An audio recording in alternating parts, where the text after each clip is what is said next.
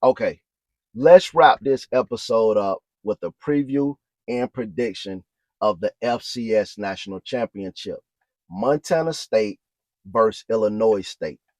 Here's what stands out to me right away. This game is about control versus chaos. You've got Montana State trying to impose their will, lean on you for 4 quarters, and suffocate the life out of the game. And then you've got Illinois State, who have spent the entire postseason walking into uncomfortable environments and saying, yeah, this is fine.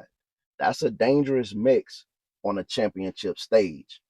Montana State knows exactly who they are. This is a run first, bully ball outfit that wants to line up, move bodies, and make you tackle downhill runners all night. Everything they do offensively is built off that ground game. Long drives, quarterback run looks, zone concepts, then boom, play action over the top once safeties get impatient. What I trust is their identity.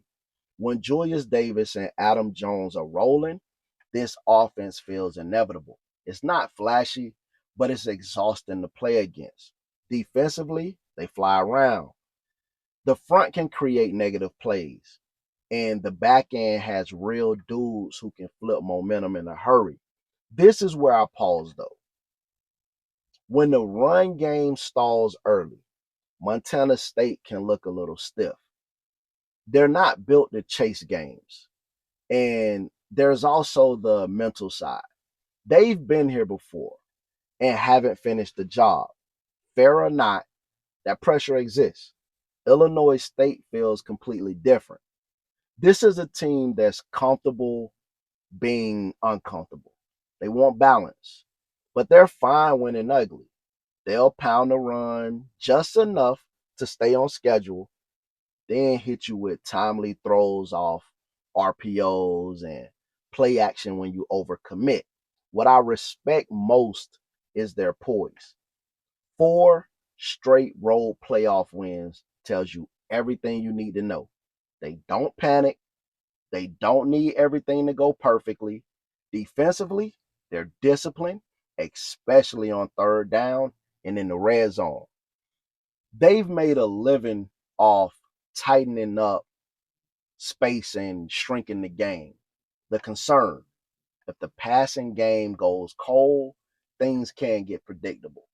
And if they're forced into obvious passing downs against Montana State's front, that's where the margin for error gets real thin. Here's what I keep coming back to: early downs. If Montana State is ripping off 5 or 6 yards of carry early, this tilts fast. That opens up play action, and now Illinois State is playing uphill. Turnovers. Illinois State thrives on chaos. Short fields, momentum flips, special teams moments. That's their comfort zone. Montana State has to be clean. Red zone finishes. Field goals keeps Illinois State alive. Touchdowns start to separate things. For Montana State, the guys who have to be great are the running back duo and the defensive front. For Illinois State, it's Victor Dawson. He has to set the tone, and Tommy Rittenhouse being decisive when those windows appear.